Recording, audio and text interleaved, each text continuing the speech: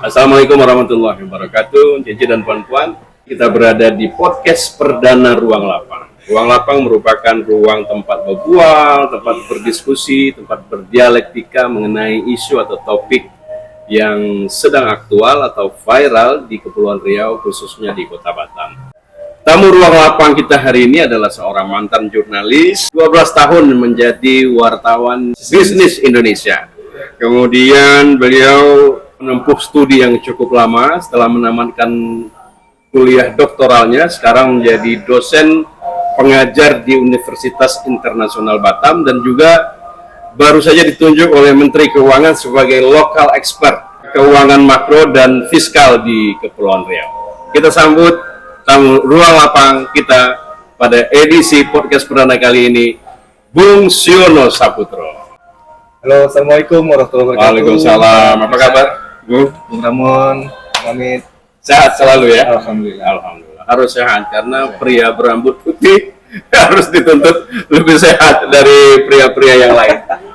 Bersama Bung Siono Saputro, saya juga ditemani oleh seorang jurnalis senior. Dia adalah Bung Abdul Hamid. Kita akan membahas soal investasi di Pulau Rempang. Bagaimana Pak Dr. Siono sebagai ekonom ya? Melihat rencana investasi ini? Apa benar itu nilainya 11,5 miliar US dollar? 172 triliun lebih kurang ya? Ya, yang disepakati waktu penandatanganan di Cina kemarin ya? Iya. Besar sekali ya? Ya, memang besar. Jadi itu dari Xinyi Glass aja tuh.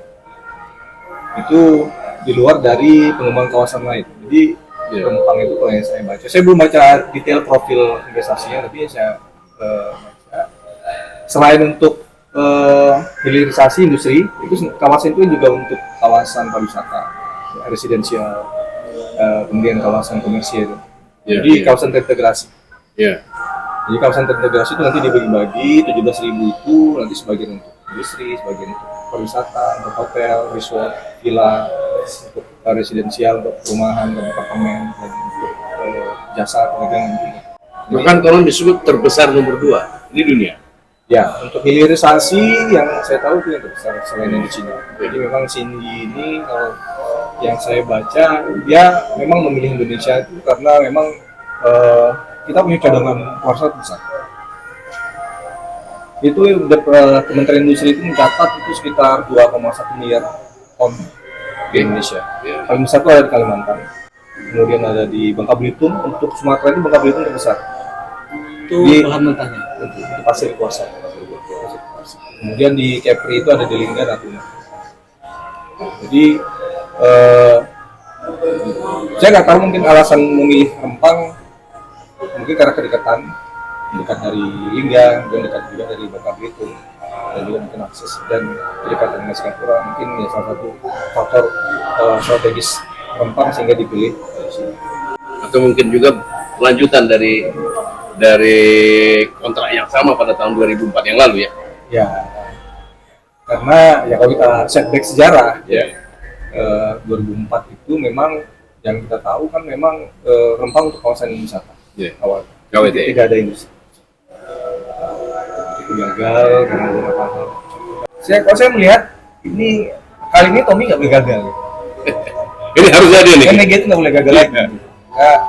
Mereka itu begitu mendapatkan restu dari pemerintah, dari kementerian, mereka langsung gerak cepat ke Cina dan langsung di-endorse oleh presiden. Ini memang sangat, kalau kita lihat memang sangat spesial. Presiden langsung datang ke Chengdu, men-endorse penandatanganan MOU itu dengan harapan mungkin harus jadi. Ya, terlepas dari berbagai masalah yang ada. Tapi kalau kita lihat dari sisi ekonomi, memang ini sangat strategis dan kita harus dukung karena impact-nya sangat besar. Apa dampak yang paling nyata akan dirasakan oleh Kepri dan kemudian Indonesia dari investasi yang super jumbo ini kira-kira? Kalau memang jadi semua ya, itu memang dia akan membutuhkan lapangan kerja itu besar sekali. Kalau dari hilirisasi saja itu kurang lebih kan ada berapa? 30.000 ya. 30.000. Memang kalau investasi Cina itu biasanya investasi dari Cina, uang dari Cina, pekerjanya juga dari Cina. Itu biasa di tempat lain juga kayak gitu. Tapi komposisinya tetap yang Indonesia juga. Mayoritas kita ya. Indonesia juga. Nah itu peluang untuk ya anak Kepri juga dari Indonesia juga. Jadi itu kenapa kalau saya melihat dia menjadi new engine growth, economic growth itu ya karena memang ketika ini nanti berkembang benar, itu dia memberikan dampak untuk seluruh wilayah Indonesia. Jadi orang bisa memanfaatkan keberadaan kawasan ekonomi ini nanti. Jadi memang sangat strategis. Ya, tadi sudah diberi stabilo oleh Bu Sono, harus jadi. Nah, kalau tidak jadi, kalau gagal, apa dampaknya terutama bagi Presiden Jokowi? Kalau gagal ya kita kehilangan kesempatan.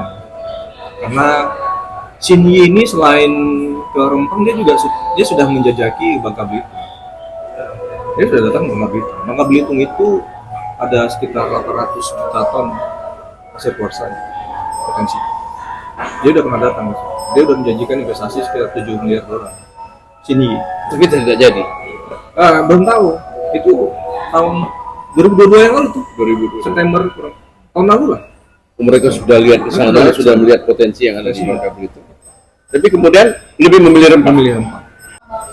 Ada itu penolakan masyarakat. Bagaimana kita menyikapi ini lah supaya investasi ini tetap jalan, masyarakat juga diuntungkan. Apa yang mesti dilakukan pemerintah? Win-win solution gitu kira-kira. Apapun di industrinya selalu ketika dia bersentuhan dengan masyarakat pasti ada penolakan. Itu tidak hanya karena Cina, karena Xinyi masuk. Apapun lah industrinya, ketika dia bersentuhan dengan masyarakat pasti ada penolakan. Nah, mitigasi risiko terhadap konflik lahan dengan masyarakat setempat itu yang harus dimatangkan lagi oleh pemerintah. Jadi saya yakin pemerintah daerah, entah provinsi, entah pusat punya strategi lah untuk mengatasi ini. Karena ya kita tidak boleh menafikan kepentingan masyarakat terhadap tanah leluhur. Itu kalau kita ada di sana juga pasti akan berpikiran yang sama. Tinggal bagaimana mengkomunikasikan bahwa di satu sisi investasi ini harus masuk, harus berkembang. Kita akan mendapatkan manfaat yang besar dari kedatangan investor Cina. Bahwa Rempang itu kenapa dia dihubungkan dengan jembatan? Karena memang dia harus jadi kawasan ekonomi baru. Itu yang harus dipahami dulu. Rempang nggak bisa dibiarkan kayak gini, itu nggak masuk dalam cita-cita Habibie dulu. Kenapa muncul jembatan Batam Rempang Galang? Sebenarnya untuk mengambil sebanyak-banyaknya investasi. Karena sudah diprediksi Batam itu akan habis lahannya, dan dia harus spill over istilahnya ke Rempang, ke Galang. Maka dia dihubungkan ke Batam. Nah, memang tidak seperti yang diharapkan lah. Pengembangan Rempang kan lambat, karena berbagai macam faktor lah.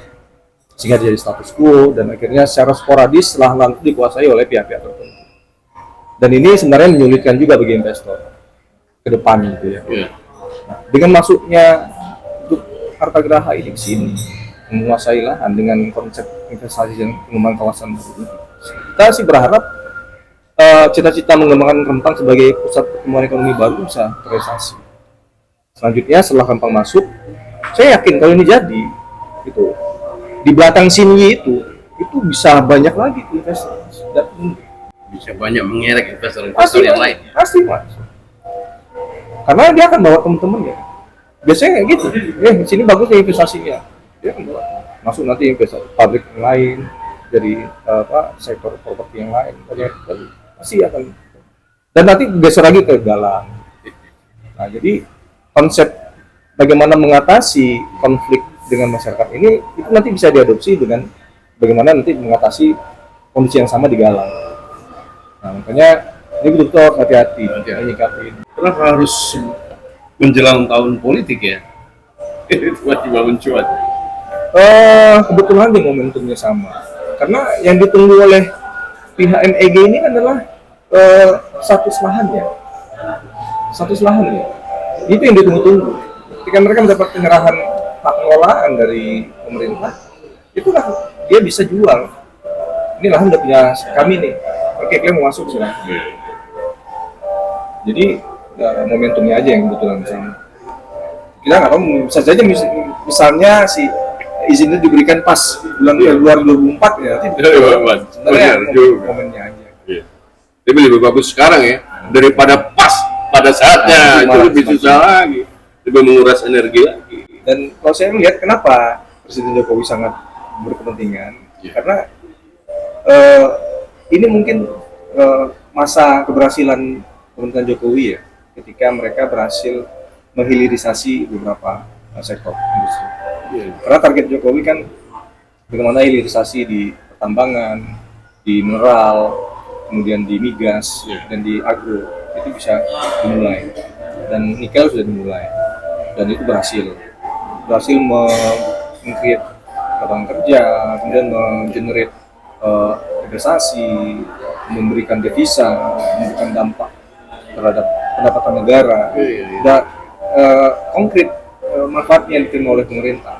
Nah, ini mau dicoba lagi untuk sektor yang lain. Nanti CPO juga kayak gitu. CPO nggak bisa lagi semua diekspor. Nanti harus sebagian ada yang diolah menjadi produk turunan. Untuk kuarsa salah satunya ini karena Indonesia punya banyak potensi cadangan kuarsa, dimulai nih hilirisasinya. Pertama kali dimulai ini di Rempang. Nah, ini percontohan nih. Kalau jadi ini akan jadi yang terbesar di Indonesia. Dan akan menjadi percontohan juga gitu, bahwa hilirisasi di Indonesia itu sudah berjalan secara baik. Ini ya pembuktian juga oleh Presiden. Makanya Presiden cukup aware dengan masalah ini. Dulu kan jembatan itu dibangun Pak Habibie memakan biaya puluhan miliar, Ratusan miliar. 100 miliar. Set plan itu sudah ada nggak memang Rempang ini akan dijadikan kawasan industri, bahwa Batam ini nanti akan habis, semua mungkin tahun 2000 akan langsung dirempang lah kawasan industri itu. Saya belum pernah lihat ya master plan besarnya, grand design besarnya Batam Rempang Galang itu. Tapi kalau saya melihat kenapa jembatan itu dibangun, memang ya tujuannya untuk memindahkan industri dari Batam ke Rempang dan Galang. Dan memang itu fokuskan untuk industri. Ya sama lah seperti Batam sekarang, tapi sana sama juga di Rempang. Industri, untuk jasa perdagangan, untuk residensial. Ya memang suatu saat Batam itu akan kehabisan lahan. Terbukti kan? Hari ini udah kita industri minta lahan 100 hektar hamparan itu udah nggak ada. Orang kalau mau cari 100 hektar ya harus reklamasi. Kalau di tengah pulau Batam ini udah nggak ada 100 hektar terbuka itu nggak ada. Nah, makanya untuk mengakomodir kepentingan investor yang butuh lahan besar, ya mau nggak mau kita harus ke Rempang atau di pulau sekitar kita. Nah, ada pulau terdekat namanya Tanjung Sau. Ini kan harus ada jembatan untuk menghubungkan. Bisa juga dia berdiri sendiri. Itu yang mau dibangun jembatan Batam Bintang itu kan lewat Tanjung Sau. Nah, kita nggak tahu kapan realisasi karena butuh biaya besar. Nah, yang ada di depan mata ya di Rempang Galang yang sudah siap infrastrukturnya. Sudah sangat siap infrastruktur di Rempang Galang itu.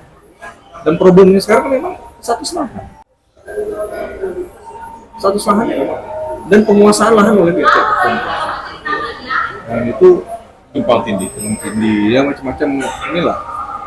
Banyak ya, kita tahu lah siapa penguasa. Jadi itu kan menyulitkan. Kalau ada investor datang yang butuh lahan, dia harus berhubungan dengan pihak-pihak penguasa lahan. Walaupun BP memiliki kewenangan untuk mengeluarkan APR, kan dia harus ketemu lagi dengan masalah di sana, penguasa di situ. Dan kondisinya hari ini, saya udah lihat tuh peta alokasinya PT MEG itu. Ini memang seluruh pulau Rempang. Dia memang kuasai seluruh pulau Rempang. Semua pulau dia kuasai sampai ke perairan. Karena memang konsep mereka itu untuk kawasan terintegrasi. Jadi nanti ada ya untuk site untuk industri, ada site untuk resort, untuk hotel, untuk residensial. Jadi semua sisi pulau akan dimanfaatkan. Dan di mana-mana memang nggak mungkin ada masyarakat lokal di situ. Karena kan namanya juga wilayah khusus. Dan mereka memang mintanya memang nggak ada masyarakat. Kenapa? Kalau saya melihat dari sisi dasar, kenapa mereka nggak mau bersentuhan dengan masyarakat? Bukan mereka itu benci atau enggak. Mereka tuh nggak mau nanti ada ketimpangan gitu.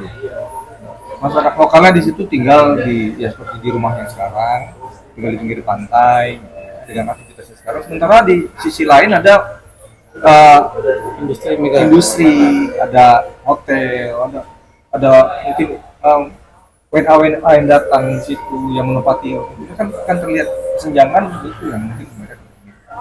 Nanti ada kecemburuan, nanti ada gesekan sosial. Nah, mengantisipasi itu ya mereka harus direlokasi. Tujuannya sih itu, kalau saya lihat dari sisi investasi. Bukan karena benci enggak, bukan karena memindahkan, mengangkat masyarakat dari tanah luar enggak. Lebih mereka diberikan tempat yang lebih baik dengan fasilitas yang lebih baik, sehingga kepentingan investor terjaga, kepentingan masyarakat terjaga. Dan saya yakin nanti misalnya terjadi sudah direlokasi kan nggak terputus, mereka mau kerja silakan aja kerja di pabrik kacanya di situ. Kalau nanti sudah buka resort kerja di resort, Bahkan bisa menyerap tenaga kerja yang lebih banyak. pasti diprioritaskan masyarakat sekitar untuk ya tenaga kerja yang sesuai dengan kompetensi masing-masing lah ya. Pasti diprioritaskan di masyarakat sekitar lah, di Batam, Rempang, Galang, semua kan diakomodir. Dan selalu seperti itu, nggak mungkin dilepas, nggak mungkin mereka terlalu jadi kawasan yang terisolir, nggak mau berhubungan dengan masyarakat itu, pasti nggak mungkin. Pasti akan tetap berhubungan karena pasokan bahan makanan, pasokan lain-lain pasti akan tetap keluar dari sini. Lintasnya Jalan lintas Barelang kan nggak ditutup, nggak mungkin diblok dijaga oleh aparat Itu yang keamanan, dikhawatirkan. nggak mungkin. Itu pasti. DP Batam kan menyiapkan relokasi ke Galang, ke Jantung, supaya tak jauh-jauh, hanya 5 kilo lah dari kawasan itu. Menyiapkan rumah, menyiapkan lahan dengan fasilitas lengkap. Ini bagian win-win solution cukup tak ini atau perlu ditambah lagi lah? Ya itu yang harus dikomunikasi. Oke, kondisinya seperti ini. Jadi kira-kira keinginan mereka apa?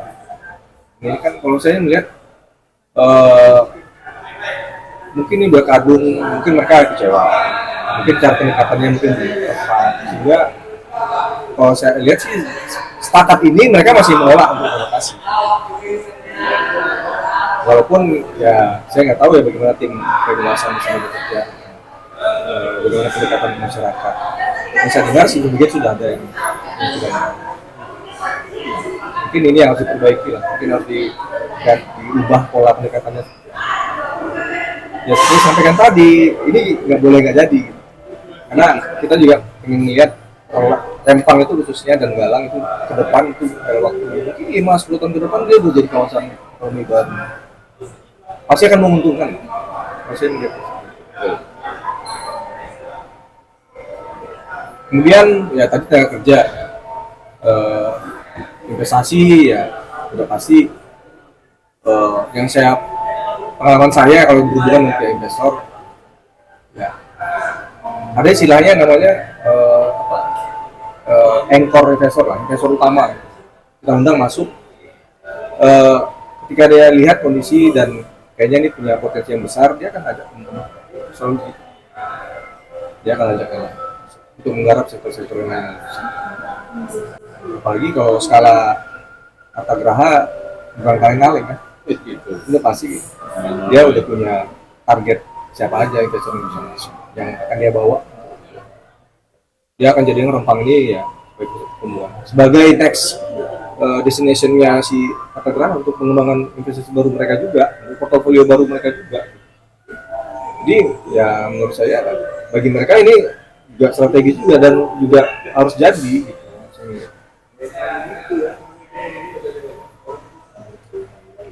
Sebagai penutup. sebagai penutup. Oke, jadi saya mau mengajak seluruh elemen masyarakat bahwa perkembangan ekonomi investasi di Batam khususnya itu harus didukung.